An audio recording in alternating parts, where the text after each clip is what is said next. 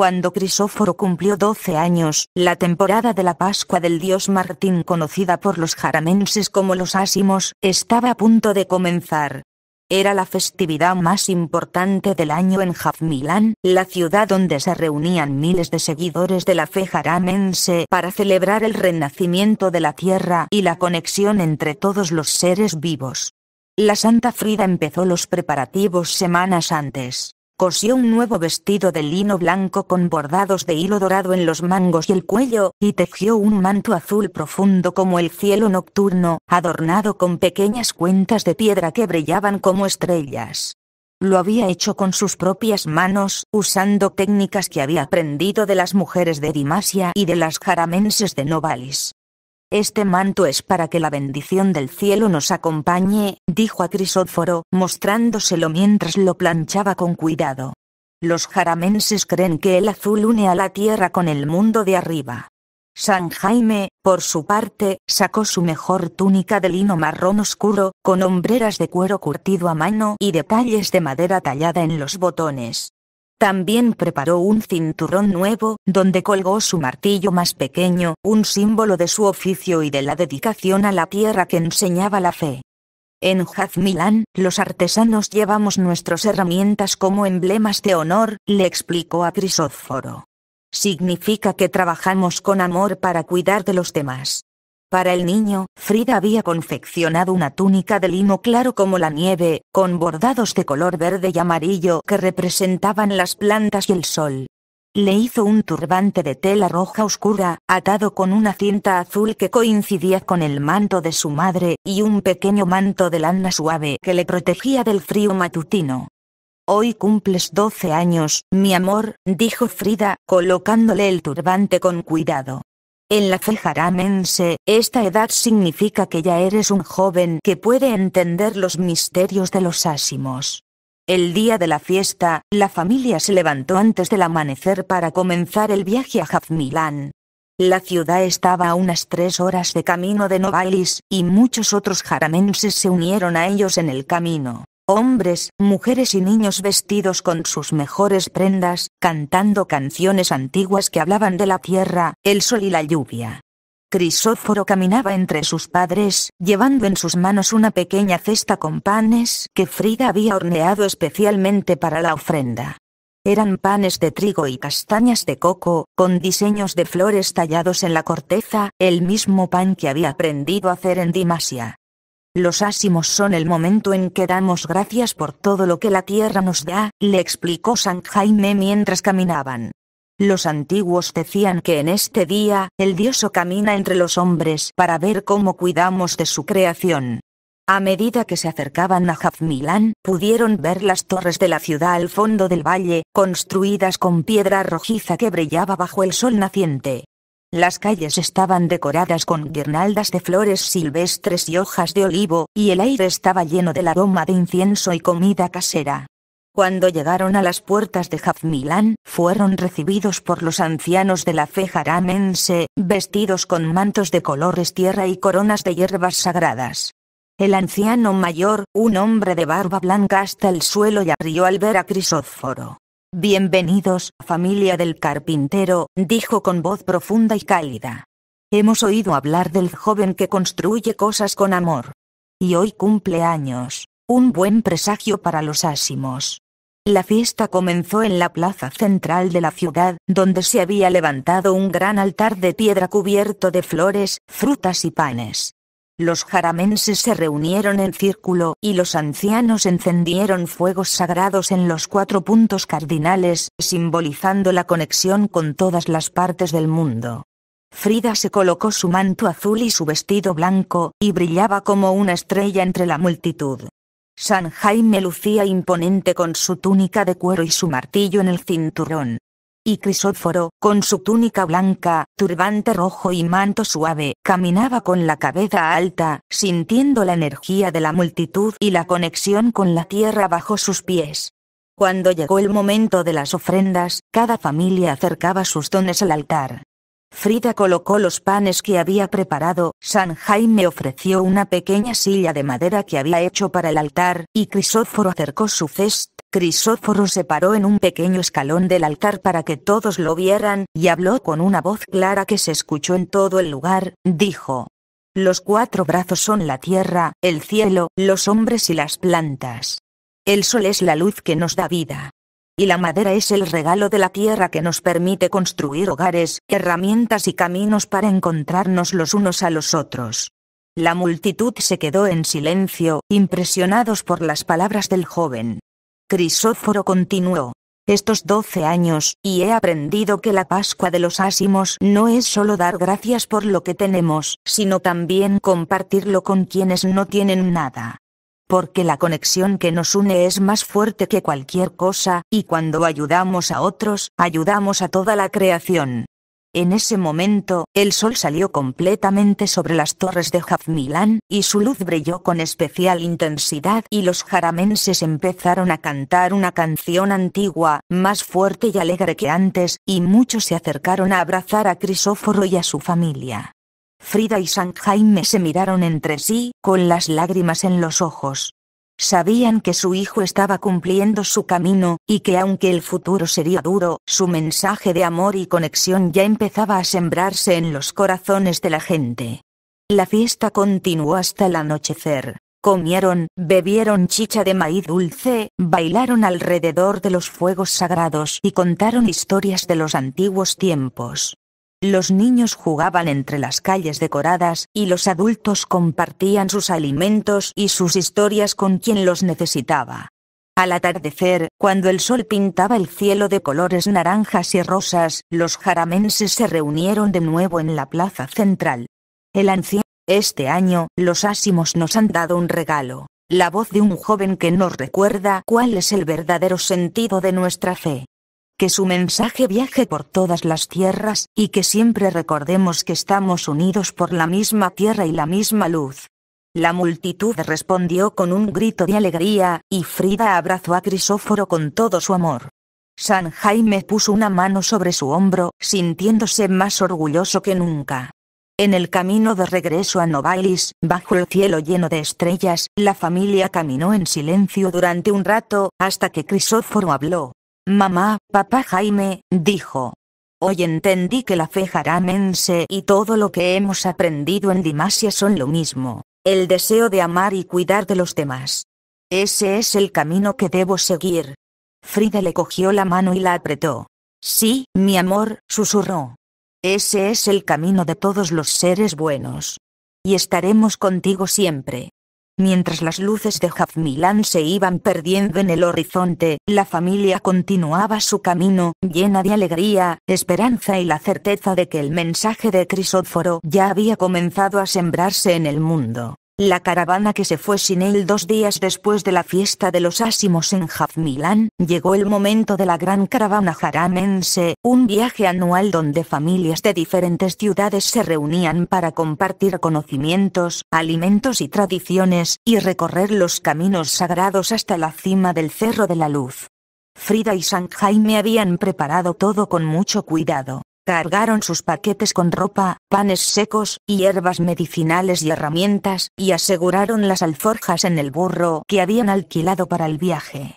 Crisóforo había ayudado a empacar todo, hablando emocionado de las historias que le contaron en Jafmilán y de los lugares que iban a conocer. Dicen que en la cima del cerro se puede ver hasta las murallas de Jafmilán, había dicho el niño la noche anterior, dibujando mapas en el suelo con un palo. Quiero aprender todo lo que pueda de los ancianos que van en la caravana. Al amanecer, la caravana empezó a formar en la plaza de Novalis. Cientos de jaramenses con sus animales de carga, vestidos con sus mejores prendas, cantando las canciones de los viajeros. Frida llevaba su manto azul doblado en el paquete, lo guardaba para cuando llegaran a la cima, y San Jaime había colgado su martillo en el cinturón, listo para ayudar a reparar lo que fuera necesario en el camino. Cuando el líder de la caravana dio la señal para partir, Frida llamó a Crisóforo para subir al burro junto a ella. Pero cuando giró la cabeza, el niño no estaba a su lado. Crisóforo, llamó Frida, buscándolo con la mirada entre la multitud. Mi hijo, ¿dónde estás? San Jaime empezó a revisar los paquetes y el lugar donde habían dejado las cosas, pero no había rastro del niño.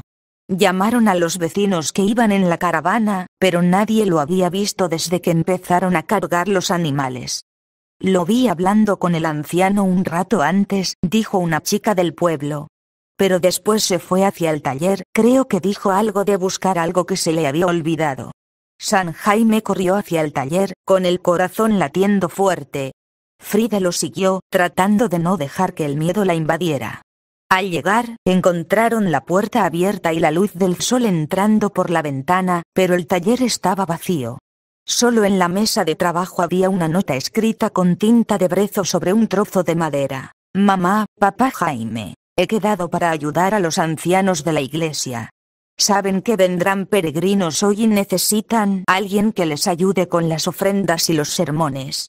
Ya sé el camino que debo seguir, y sé que nos volveremos a ver pronto.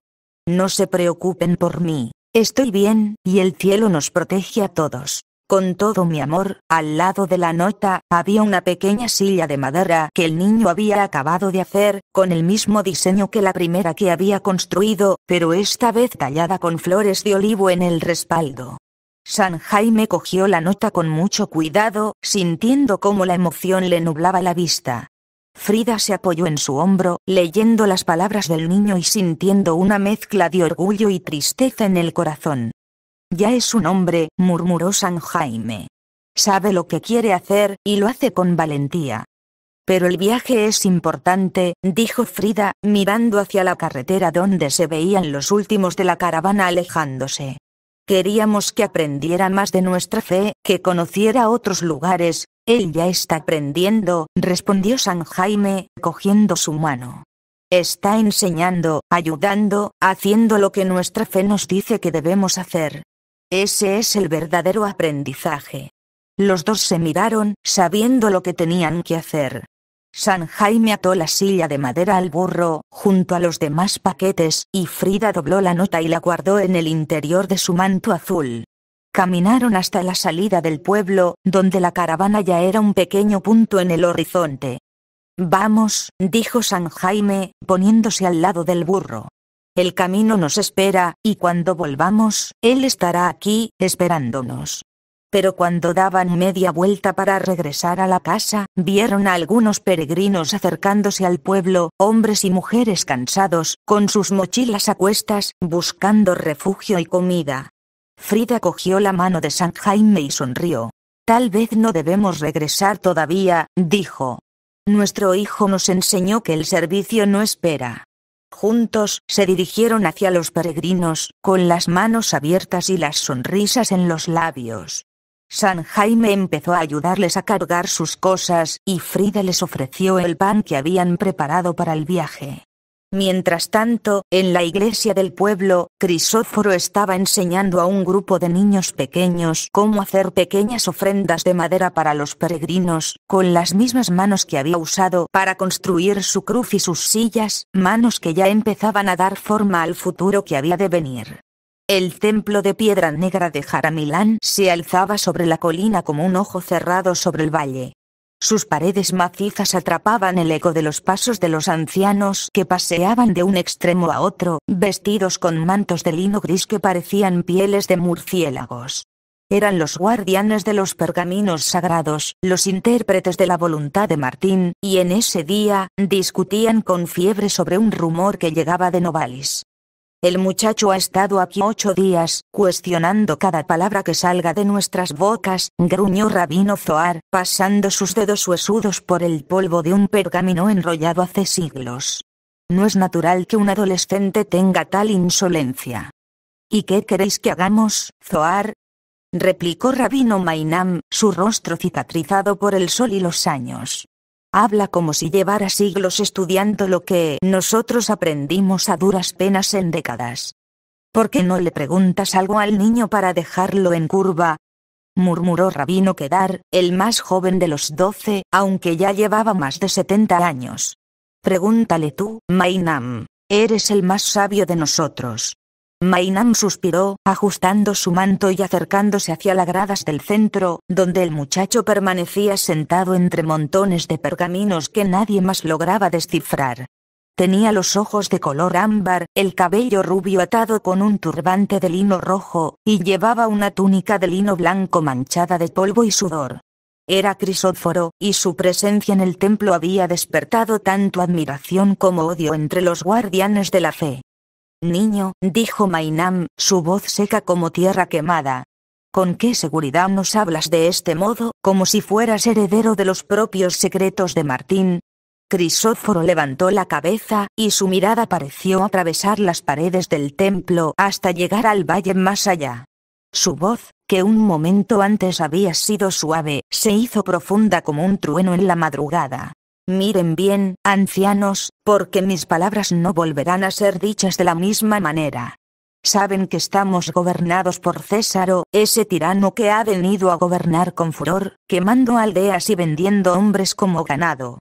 Pero afortunadamente ha venido el Salvador prometido», se detuvo, cogiendo un pergamino amarillento entre sus manos. ¿No recordáis que hace 12 años se corrió el rumor de una luna llena azul celeste que iluminó hasta las profundidades de las cuevas de Shahmilán? Esa noche nació el Salvador. Y puede que esté hablando entre vosotros.